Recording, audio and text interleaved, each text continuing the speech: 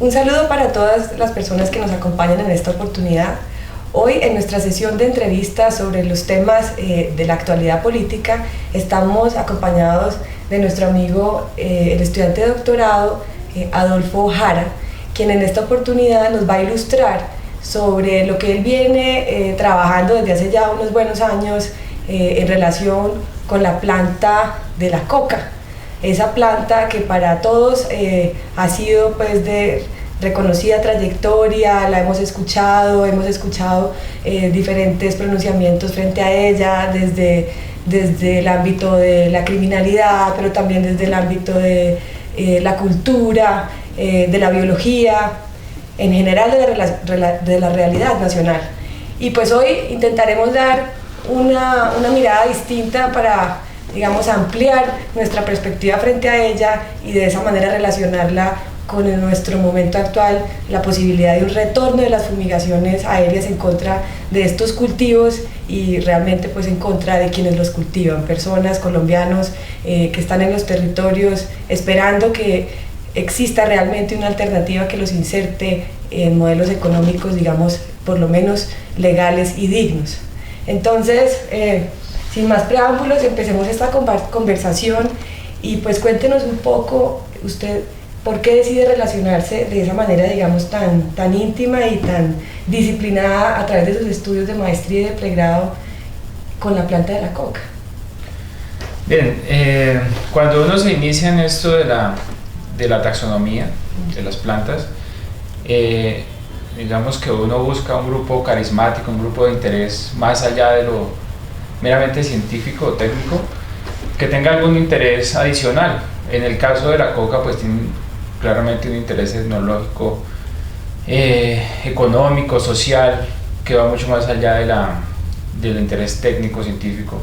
Entonces eso fue lo que me motivó para trabajar con coca y bueno, luego he venido descubriendo cosas muy interesantes sobre la coca, tanto sobre las especies que se cultivan, que son solo dos, como sobre todas las otras especies del género Erythrocylum, que son como sus familiares más cercanos y que en Colombia hay por lo menos unas 40 especies.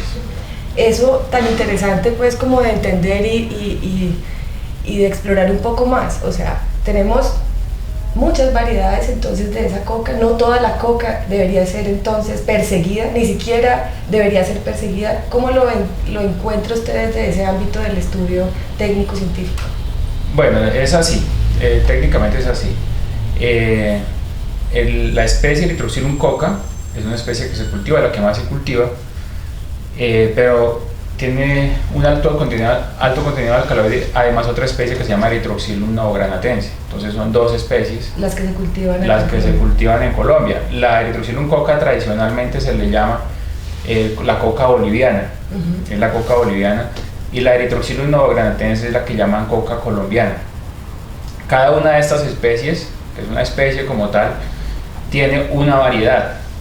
Erythrocylum coca, o sea la boliviana, tiene una variedad que se llama Erythrocylum coca variedad Ipadú, que se cultiva solamente en las zonas amazónicas. Esta es propagada solamente clonalmente por esquejes, no se puede propagar por semillas, y es la que tradicionalmente utilizan los indígenas de la Amazonía para preparar el mambi con hojas de yarumo. La Erythrocylum coca variedad coca es la que siembran tradicionalmente los indígenas en Perú y Bolivia, en zonas un poco más frías y de montaña, comparado con las zonas amazónicas. Ahora nos vamos a la otra especie, que es Erythrocylum novogranatense, la coca colombiana. Es la que cultivan los indígenas de la Sierra Nevada de Santa Marta y los indígenas del Cauca en Colombia, que son climas un poco más cálidos y más secos que donde se cultiva la coca. Y como de esta hay también una variedad que se llama Erythrocylum novogranatense, variedad trujillense, que se cultiva aún en zonas más secas, principalmente del norte de Perú, que son zonas casi semidesérticas, xerofíticas. Digamos que esa variedad está adaptada a crecer en esas zonas. Y esa es muy interesante porque era como la coca más fina, la coca que utilizaban la nobleza inca y además de la que se extrajo por mucho tiempo los componentes para preparar la Coca-Cola. y para preparar muchas otras bebidas que fueron muy populares a finales del siglo XIX, vinos, tónicos, este tipo de bebidas que fueron muy populares antes de la prohibición. La prohibición, ahora que usted los menciona, ese gran marco que realmente pues como que nos tiene atrapados y dando vueltas en círculos frente a la política de drogas que este país, digamos, no ha podido proponer, más allá del fracaso de la guerra contra las drogas que ya se ha aceptado internacionalmente. ¿Cómo usted ve esa prohibición actuando frente a la vida de la planta y de la relación de esta planta pues con las personas? ¿Cómo usted percibe pues que ha afectado ese principio a la economía, pero también al medio ambiente? Sí, yo podría hablar del medio ambiente, porque soy biólogo, no podría decir mucho de la parte económica, pero claramente la fumigación de los cultivos, hay estudios que lo sustentan, ha afectado profundamente las comunidades naturales, por ejemplo, de anfibios. Ya existe estudios científicos que han demostrado que las ranas, que dependen mucho de las condiciones del agua en la zona, se ven muy afectadas por la aspersión del glifosato. Pero además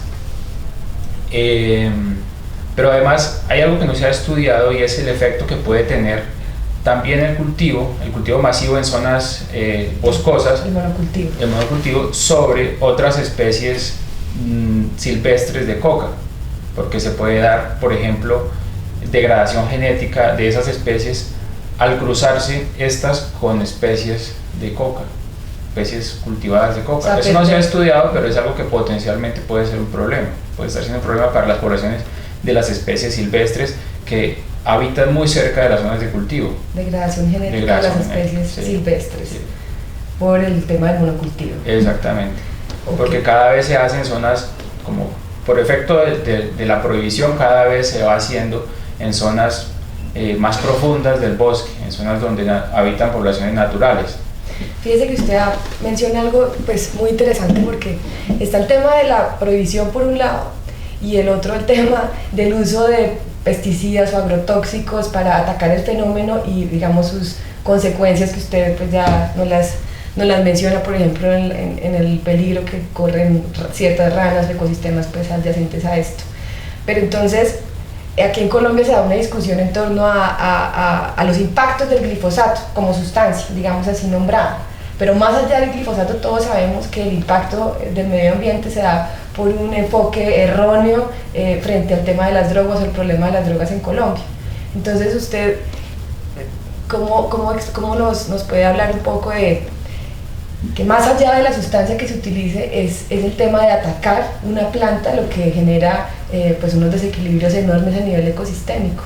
En Colombia todavía estamos en un momento en donde solamente podemos apelar al principio de precaución, porque es como si no existieran las evidencias. ¿Usted no nota que es como si nos negáramos a la evidencia, o realmente es que no existe, o cómo lo ve usted desde su perspectiva científica? Sí, no, pues claramente los efectos de la prohibición es como una cadena de sucesos que conduce finalmente a un profundo impacto ambiental.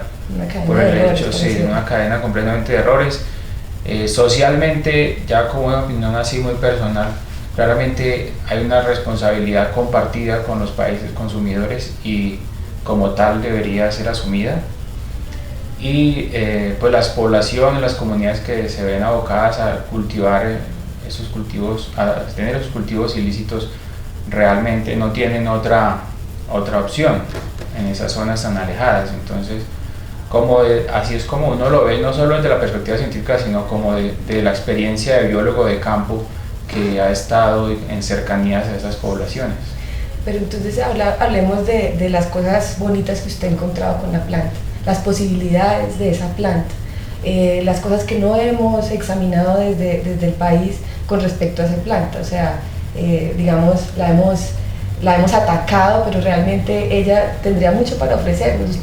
Sí, claramente es terrible la estigmatización que se ha hecho de la planta comercialmente con este cuento de la mata que mata, cuando en realidad la planta es una planta maravillosa, una planta fantástica que, por ejemplo, tolera muy bien condiciones ambientales muy adversas, que es muy resistente a las plagas, y tradicionalmente ha sido utilizada por comunidades indígenas durante muchísimo tiempo, tanto con su uso sagrado como casi que un producto necesario para la subsistencia en momentos de escasez de alimentos.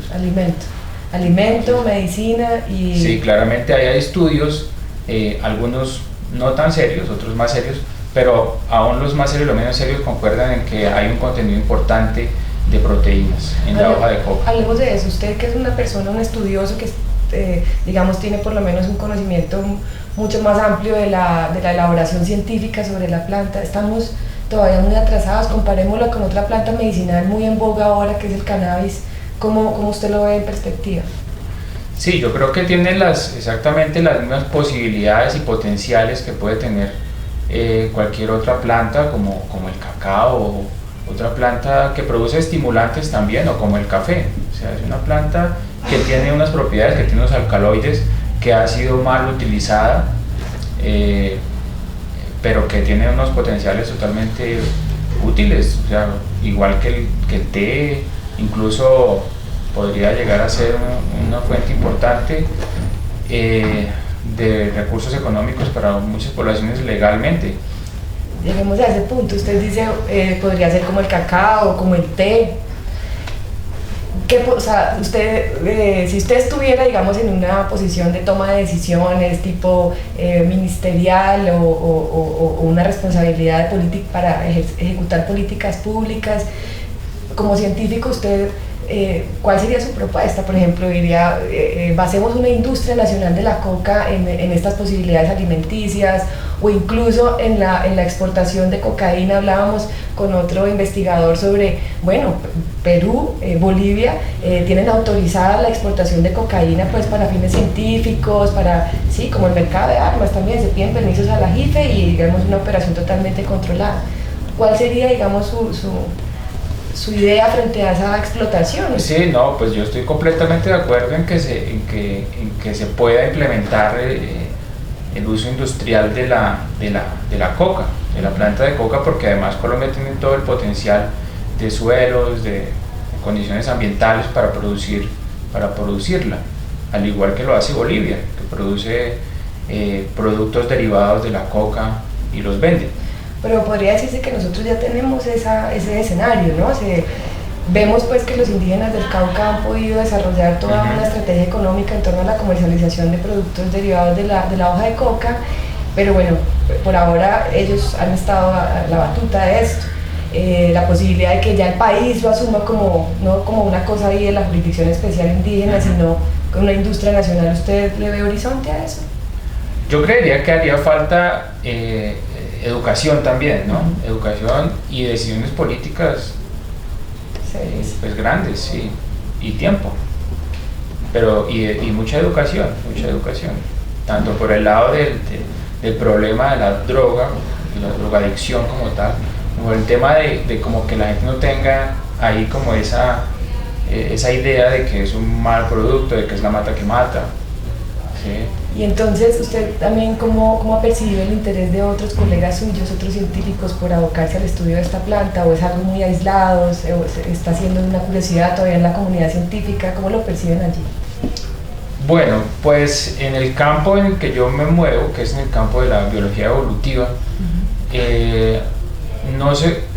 apenas se está haciendo en este momento la primera filogenia del grupo. O sea, por primera vez vamos a saber cuáles son las relaciones evolutivas entre las especies, y uno de los resultados más interesantes que va a arrojar esta filogenia es que las dos especies cultivadas, el Trucilum coca y el Trucilum novogratense, no son especies hermanas, o sea, no son especies que se derivan de un mismo ancestro en común, sino que cada una fue domesticada independientemente. Esto es bien interesante porque por mucho tiempo se creyó que era una sola especie.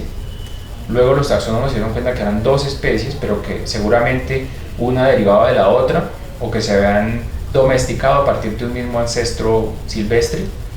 Y lo que se sabe ahora es que no, que fueron dos procesos independientes de domesticación. Entonces eso es algo interesante. Pero sí, en ese campo apenas está, como te digo, apenas se va a publicar por primera vez una filogenia del grupo de Eritroxilase. O sea que Colombia podríamos... Sí, y esperamos el otro año publicar la revisión taxonómica del género para Colombia. Entonces, eso es un insumo que pueden utilizar los taxónomos, un público más amplio para poder diferenciar las especies que son cultivadas de las que no son cultivadas. Eso es importante, por ejemplo, en el caso que se da a veces, y es que decomisan plantas que no son realmente coca. No contienen realmente el alcaloide. Que son especies silvestres, relacionadas, que tienen algunas características. No son ni siquiera coca. No son coca. Eso ha pasado, eso puede pasar. En las incautaciones cogen cosas que dicen que puede ser coca, pero no están seguros. Entonces, este producto que vamos a publicar el próximo año es como un manual que va a permitir diferenciar entre especies fácilmente. Entonces, si tiene esta característica, entonces es coca, si no la tiene, entonces no es coca. Okay. ¿Y ustedes están articulados con otros grupos de investigación en el mundo? Cuando dice estamos por sacar una taxonomía y esta para Colombia, ¿están conectados? El trabajo filogenético es un trabajo que se hace en conjunto con investigadores del Museo Field de Chicago. Y el trabajo taxonómico es un trabajo que se hace, que yo comencé desde 2007 en el Instituto de Ciencias Naturales de la Universidad Nacional. Okay. Bueno, pues entonces, no sé si queramos hablar de algún otro asunto que yo no esté nombrando por ahora, que quieras mencionar. Bueno, de pronto un poco sobre los resultados de los monitoreos del CIMSI en los últimos 10 años. Sí, muy importante. Sí, claro. Pues nosotros hicimos una investigación para el CIMSI, que es la oficina que hace los monitoreos de los cultivos en diferentes ámbitos, ¿no? Tanto de producción, en este caso, ellos toman muestras botánicas y esas muestras fueron llevadas al herbario de la Universidad Distrital, nosotros las estudiamos y hicimos una clasificación de esas muestras de acuerdo a su similitud morfológica y lo que encontramos es que en la actualidad lo que se está cultivando en Colombia es una gran diversidad morfológica y seguramente también una gran diversidad genética. Se ha multiplicado esto tremendamente si comparamos estos últimos 10 años con lo que se conocía en los años 80. Entonces ha pasado como pasa con cualquier cultivo, y es que cuando se comienza a cultivar se comienzan a buscar formas de mejorar su rendimiento, de mejorar su adaptabilidad a diferentes condiciones ambientales. Entonces actualmente por un lado tenemos una gran diversidad morfológica y por otro lado también hay una gran diversidad de nombres comunes con los que se denominan a los cultivariedades. Entonces uno se escucha hablar de la peruseña, de la cuarentana, de la peruana negra, muchas todas esas variedades. Son variedades, pues, digamos, territoriales, ¿no? Son variedades, algunas son nombres que le aplican en diferentes regiones a una misma cosa, en otros casos a la misma cosa le dan diferentes nombres en diferentes regiones, o sea, hay una mezcla y hay un problema que se vuelve un problema taxonómico porque incluso algunos morfos de los que identificamos no podemos decir con certeza si son Erythrocilum coca o si son Erythrocilum novogranatense. No sabemos si es que ha habido hibridaciones, se han cruzado entre las especies o si las han modificado tanto que la morfología foliar, que es con lo que uno se basa para hacer la clasificación principalmente, se ha divergido tanto de las formas típicas que ya no podemos decir con certeza si corresponde a una o a la otra. Y eso yo me imagino que se puede ver bien y mal desde varias perspectivas. Me imagino que ese tipo de cruces o ese trabajo genético que los cultivadores también han desarrollado es para poder rendir más en términos de la producción de la pasta básica, tema de los climas, pero ¿qué consecuencias tiene esto más allá de la complejidad taxonómica o de la posibilidad de hacer una taxonomía, pero más allá de eso, ¿qué riesgos trae ese tipo de manejo? No, pues riesgos no veo ningún riesgo, o sea, es como una dinámica natural. Genética, lo que usted hablaba de la degradación. No, digamos que es como genética. La dinámica natural que está reflejando la explosión, digamos, de la intensificación de los cultivos en Colombia en los últimos 10 años. Es lo que comparado con lo que había en los 80, que era como muestras, casi todas, lo que se tiene en los herbarios por lo menos, eran como muestras mucho más homogéneas, casi todas provenientes de cultivos hechos por indígenas, entonces como que había una claridad taxonómica mucho mayor. Pero digamos, yo no necesariamente lo veo como un riesgo, pero sí como un reflejo muy marcado de la intensificación de los cultivos en los últimos años. Entonces, eso a la luz del espíritu de Coca Cero que trae el acuerdo sobre solución al problema de las drogas del punto 4, ¿usted cómo lo ve? O sea, ¿es risible? ¿Cómo así que erradicación total o tenemos especies silvestres y encima una explosión de variedades? Entonces, ¿cómo se compensa eso con la idea de la política pública de la Coca Cero? Sí, pues sería interesante, o sea, en la práctica creo que es muy poco probable, pero también sería interesante antes de pensar en la erradicación, pensar en cómo en rescatar todo ese conocimiento y toda esa diversidad genética que hay, claro, que se ha creado y que existe, sí. Claro, mucho conocimiento. Sí, claramente. Y eso sí, digamos en el punto 4 uno alcanza a ver en una de sus líneas que está que se creará, se desarrollará, se apoyará la creación de un centro de investigación científica para los usos medicinales, potencialmente también pues los industriales, etcétera. Entonces eso es un buen asunto para tener en cuenta a la hora de entrar a la erradicación. Y el conocimiento también lo van a erradicar, no lo vayan a erradicar. Exactamente, así como existe un CENICAFE, pues un centro para la investigación del café, podría existir algo similar. Pues para eso la coca, sí. Se acordó. Esperemos a ver si se implementa. Bueno, entonces, pues muchísimas gracias, de verdad, esto es apenas un abrebocas de todo el mundo, pues de esta planta. Imagínense, tenemos hasta 2 especies que no vienen de un ancestro común, o sea, realmente se abre pues un panorama muy interesante y pues esperamos volver a contar con su conversación para ahondar un poco más en este tema. Muchas gracias, hasta la próxima sesión.